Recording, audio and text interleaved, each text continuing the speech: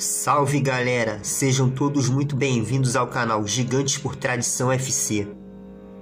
E no vídeo de hoje vamos falar sobre o torneio octogonal Rivadavia Correia Meia, a segunda competição interclubes organizada pela CBD com aval da FIFA, entidade máxima do futebol, e o sucessor da Copa Rio Internacional no ano de 1953.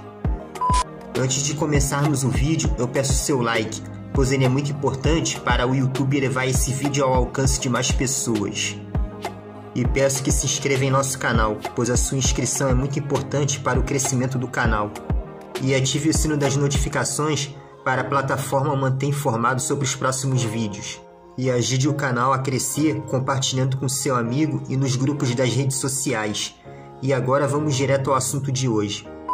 O torneio octogonal Rivadavia Correia Meia, nome dado em homenagem ao então presidente da CBD, foi um torneio de natureza intercontinental de futebol organizado pela CBD com aval da FIFA, disputado entre os dias 7 de junho e 4 de julho de 1953, em São Paulo e no Rio de Janeiro. No dia 11 de setembro de 1952, a CBD informou que a Copa Rio não seria disputada em 1953 devido à antecipação da segunda edição da mesma de 1953 para 1952, a pedido do Fluminense, que foi campeão carioca de 1951 e pediu para antecipar o torneio e organizar o evento no âmbito das comemorações pelo seu cinquentenário, contando com o apoio da CBD e o aval da FIFA.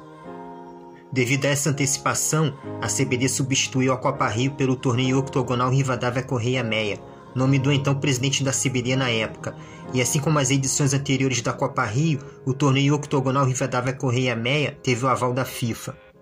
A CBD aumentou a vaga de clubes brasileiros para o torneio octogonal Rivadavia Correia Meia, de 2 clubes para 4 clubes, sendo 2 clubes para o grupo do Rio e 2 clubes para o grupo de São Paulo, diferente das edições anteriores da Copa Rio, que a vaga era apenas para 2 brasileiros, um para cada grupo.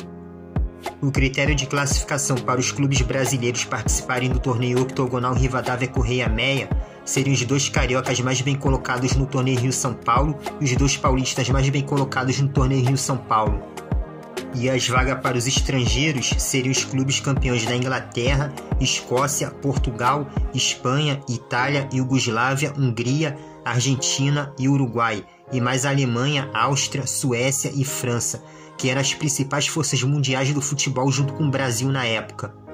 O torneio octogonal Rivadavia Correia Meia, assim como a Copa Rio dos anos anteriores, foi dividido em 2 grupos, o grupo do Rio e o grupo de São Paulo, que eram os 2 estados mais fortes do futebol brasileiro na época. No grupo do Rio participaram o Vasco da Gama, segundo colocado no torneio Rio-São Paulo de 1953 e o melhor carioca da competição, e o Botafogo, segundo melhor carioca no torneio Rio-São Paulo de 1953. A vaga europeia foi do Hibernia da Escócia, bicampeão escocês que recebeu convite para participar da Copa Rio de 1951 e 1952, mas recusou o convite na época, sendo substituído pelo Áustria Viena, e sendo dessa vez o Hibernia que veio para disputar a competição da CBD na vaga que seria do Milan, campeão italiano que recusou o convite em prioridade à Copa Latina, que era ancestral da UEFA Champions League, só que era exclusiva para os clubes dos países do sul da Europa. A Copa Latina será abordada em vídeos futuros aqui do canal.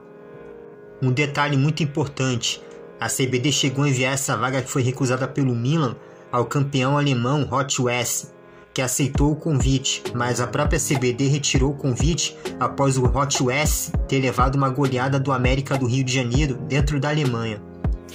Depois a CBD convidou o então campeão francês Stade Reims, mas novamente retirou o convite, após esse também sofreu uma derrota para o América do Rio em partida amistosa realizada em Liège, na Bélgica.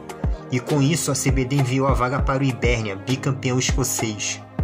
A vaga sul-americana foi para o Nacional do Uruguai, campeão uruguaio que aceitou o convite da CBD para participar da competição, mas que foi proibido em cima da hora pela UF, Associação Uruguaia de Futebol, forçado a tal decisão pelos clubes pequenos do Uruguai, e com isso ficou muito em cima da hora e não havia tempo hábil para preencher a vaga com outro clube estrangeiro. O Flamengo queria a vaga para a competição, alegando que o Fluminense estava disputando a Copa das Municipalidades do Paraná, mas a CBD acabou dando a vaga mesmo ao Fluminense, terceiro melhor carioca no torneio Rio-São Paulo de 1953, que deixou de disputar a Copa das Municipalidades do Paraná para disputar o torneio octogonal Rivadavia Correia Meia. No grupo de São Paulo participaram o Corinthians, campeão do Torneio Rio São Paulo de 1953, e o São Paulo Futebol Clube, terceiro colocado no Torneio Rio São Paulo de 1953 e o segundo melhor paulista na competição. O Olímpia do Paraguai, que representou o país que foi campeão da Copa América desse ano de 1953, que foi o Paraguai, e que foi o vice-campeão paraguaio de 1952, mas que liderava o Campeonato do Paraguai de 1953, que estava em andamento quando recebeu o convite, na verdade foi escolhido para substituir o Milionários de Bogotá da Colômbia, atual campeão colombiano, e do torneio Marco Pérez Jiménez de 1953, que será uma das próximas competições que iremos abordar aqui no canal. A outra vaga foi do Sporting de Portugal, tricampeão português, que queria somar em sua sala de troféu o torneio octogonal Rivadavia Correia Meia e mais a Copa Latina, que diferente do Milan não abriu mão de uma competição para disputar outra. Pelo grupo de São Paulo, o Corinthians estreia com goleada em cima do Olímpia do Paraguai por 5-2, e dias depois o São Paulo Futebol Clube estreia contra o mesmo Olímpia e goleia por 4-1. Na segunda rodada, o Corinthians bate o Sporting de Portugal por 2-1, e dias depois é a vez do São Paulo Futebol Clube golear o Sporting de Portugal por 4-1. E pela última rodada no grupo de São Paulo, Sporting de Portugal e Olímpia do Paraguai empatam em 1-1, enquanto São Paulo e Corinthians se classificam para as semifinais após empatarem em 1-1, com o São Paulo se classificando em primeiro lugar por conta do saldo de gols. Pelo grupo do Rio de Janeiro, o Vasco da Gama estreia com um empate em 3-3 com o Hibernia da Escócia. Dias depois é a vez do Botafogo estrear com uma vitória de 3-1 sobre o mesmo Hibernia.